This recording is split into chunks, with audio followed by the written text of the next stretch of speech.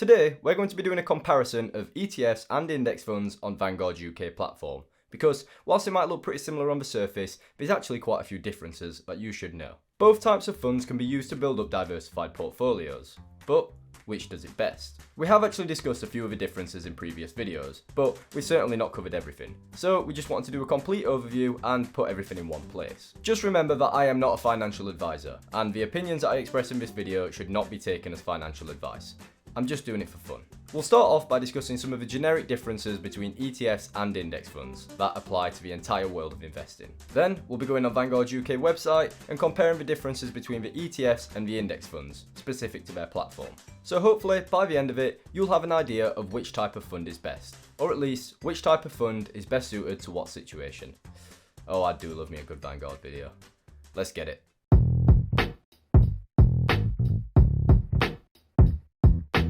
ETFs and index funds are two types of funds that can track stock market indices. Examples of indices include the S&P 500, the FTSE 100, or the Nasdaq Composite. ETFs and index funds typically contain hundreds, if not thousands of stocks, which makes them very well diversified. The more stocks that are held within the fund, the better job it will do of tracking the index that it is supposed to track. So, both types of funds are used by millions of investors all around the world.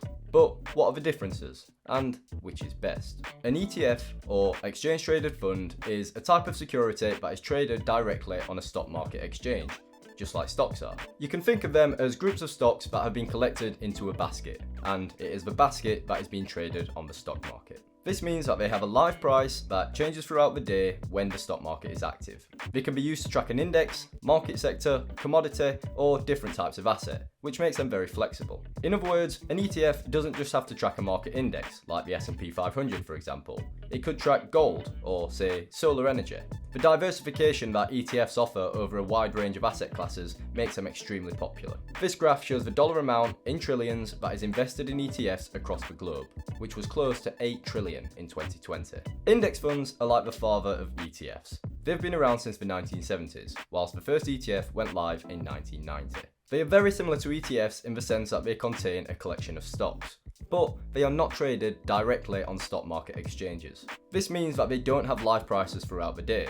They're typically just priced once or twice a day. They're also a little less flexible than ETFs, in the sense that they only track market indices, like the S&P 500. The aim of index funds is also to gain broad market exposure, generally for a low cost. So that's an overview of the two different types of funds and how they differ. But the thing is, both ETFs and index funds on Vanguard's UK platform all track market indices. You don't get any ETFs that track something like gold or energy. So how exactly are they different? What is the key information that we need to know as investors? And more importantly, how do we choose between the two? Well, as with many things in investing, it's a good idea to start with the costs. Every fund on Vanguard's platform has an ongoing charge, which is the fee that you have to pay for the general management of the fund. The ongoing charges vary a lot from fund to fund, depending on what the fund is tracking and the general complexity of it. But quite a few of Vanguard's ETFs and index funds are actually related. You could say that they're brothers and sisters, as they both track the same index. So if we compare these similar funds together, we can have an idea of which type of fund is the cheapest. This table that I've made shows the ongoing charge for 5 pairs of funds that are basically identical. We have a Developed Europe excluding UK fund, a World fund, a FTSE 100 fund, a Japan fund, and an Emerging Markets fund. In 4 out of the 5 cases, the ETF is cheaper, but for the FTSE 100 fund, the index fund is cheaper. So it would be easy to think that ETFs in general are cheaper than index funds. But of course, this table isn't showing the whole picture. Another type of fee on Vanguard that isn't shown on the front pages of a fund is the transaction costs. These are the costs that are associated with Vanguard buying and selling the stocks that make up the funds, as they have to pay taxes and dealing costs when they do so. To find these costs on the website, click on the What We Offer tab, Our Fees and Charges, then scroll down until you find the Vanguard's Full Costs and Charges link. It brings up a PDF with a complete cost breakdown for all of the funds on the site. So of course, we'll now compare the transaction costs for each pair of funds. The results are pretty much equal, with 2 pairs being the same, 2 being in favour of ETFs, and 1 being in favour of index funds. So it's hard to separate them on that front, but again, that's not all. We can now compare the one-off costs. One-off costs are what you pay when you buy or sell an ETF on the platform. It is used to cover the difference between the bid to offer spread, which is the small difference between the buying and selling prices of a fund. The bid to ask spread is something that the market makers set. So, for example, if you were to sell an ETF for £1, but then you wanted to buy back that same ETF, it could cost you £1.02. The one-off costs are generally pretty low, as you can see, and as the name suggests, they're only a one-time payment. This means that you won't be charged for it repeatedly, unless you were to buy and sell the same ETF multiple times for whatever reason. If you didn't notice, the one-off costs do not apply to index funds, giving them the advantage. So, with the ongoing charges being a little less for ETFs, the transaction costs basically being the same for both types of funds, and then the one-off costs being less for index funds, it's fair to say that on costs, it's a draw. All of that just to say that they're the same. Waste of time, honestly. But we're not finished there. The next thing we'll talk about is distribution and accumulation. These two terms are related to how the dividends are paid out or managed when investing in the funds. For a distributing fund, the dividends are paid out as cash into your account. This means that you have the option to manually reinvest them or to just withdraw the funds. Whilst withdrawing dividends may seem like a good excuse to treat yourself, you probably shouldn't do it, as they have a bigger effect on your returns than you think. An accumulating fund, however, automatically reinvests the dividends that would otherwise be paid out. This means that you have to do nothing. You can invest in the fund and then the dividends are automatically going to be reinvested, which means that you don't even have to think about it. On Vanguard's platform, the ETFs are distributing only, which means that you don't have the option to have them automatically reinvested. The index funds, however, are naturally accumulating, but you can also change the option to allow them to be distributing if you'd like. In most cases, I think it's fair to say that accumulating funds are better. Anything that makes reinvesting dividends easier is generally a good thing, as it means that you're maximising your returns and getting the most out of the fund. That said, there is a sort of special circumstance where a distributing fund will be more suitable. If you're investing outside of a stocks and shares ISA, meaning that you've already filled up your £20,000 per year allowance, then you could be subject to taxes. We all have a tax-free dividend allowance of £2,000, which could easily be surpassed if you're investing in a GIA or general investing account. If you do pass this amount, then you'll be paying taxes on your dividends. Sounds like a bad thing, but it's a good problem to have. If you're going to be paying taxes on your dividends, then you need to report your dividend earnings accurately. This is where a distributing fund would be best, because you'd have an accurate record of the dividend payments that you've received and when. If you're investing in an accumulating fund, then you never really see the dividends, and it can be easy to make mistakes when you're trying to calculate what your dividend payments should have been. So in that case, a distributing fund isn't always worse than an accumulating fund. But for most of us who invest in a stocks and shares ISA, an accumulating fund is generally better. So it's fair to say that the index funds win this round, as you have the option to either be accumulating or distributing, whilst the ETFs only allow distributing. It's not a huge win, of course, but it's certainly nice to have the option. The next topic we're going to cover is related to diversification, particularly related to the types of stocks that the funds invest in. Diversification is the idea of investing in a wide range of stocks from different market sectors all around the world. Typically, if you can spread your investments across different geographical regions, market sectors, asset types, then you're going to be minimizing the risk of individual stocks. To further increase our diversification, it's important that we invest in companies of all sizes, particularly small size companies. Small size companies often get forgotten because they're so small, but even if just 5% of your portfolio is allocated to small cap stocks, that could be thousands of stocks, which is a lot of diversification. Plus, research shows that returns from small cap stocks, on average, is larger than the return of large cap stocks. So, it's generally a good idea to have small size companies included in the funds that we invest in, but unfortunately, they're not always included. Out of the 14 equity ETFs available on the platform, only 2 of them include small cap stocks: the German All Cap ETF and the ESG Global All Cap ETF.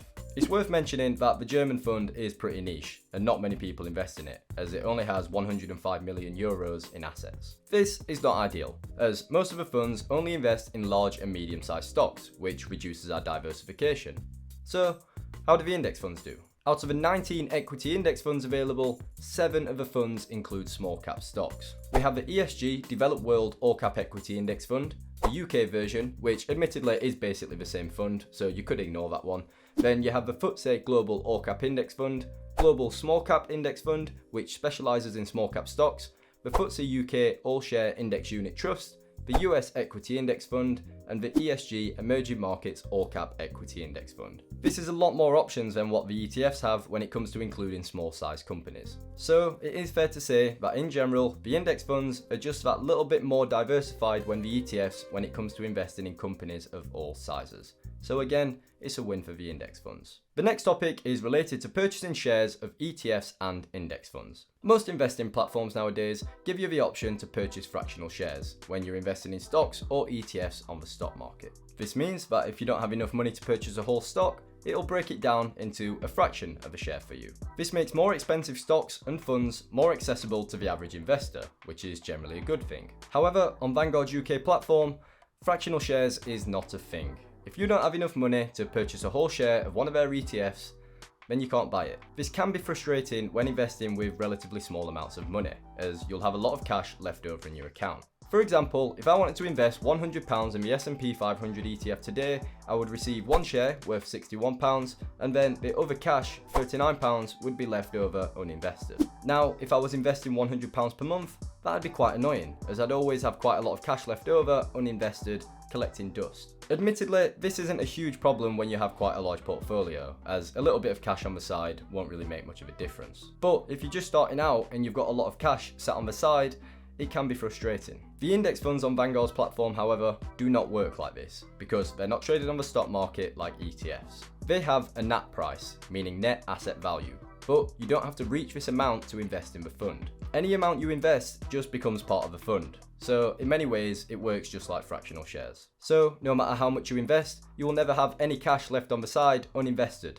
earning nothing. So again, although it's only a tiny victory, the index funds win this round. The final point that I do want to cover is related to the general fund options that you have when choosing between ETFs and index funds. Of course, some of the funds are quite similar and track the same market indices, but some of them are quite different. We're going to be picking on some of the most popular funds across a few different geographical regions. First off, we're going to move into the global section, which is quite a big one, of course. Now, most of the funds are pretty similar, but I want to focus on the big boys. By that, I'm referring to VWRL, the FTSE All World ETF, and then the FTSE Global All Cap Index Fund. Now, both of these funds are global trackers, meaning that you could invest all of your money into each of these funds and you'd have a fairly comprehensive global portfolio. They both essentially do the same job, but in my opinion, and that's my opinion only, one of them does it better. Now, we have covered this before on the channel, so I won't spend too much time on it, but we think that the FTSE Global All Cap Index Fund is dominant. It does cost a little bit more at 0.23% compared to 0.22% for VWRL,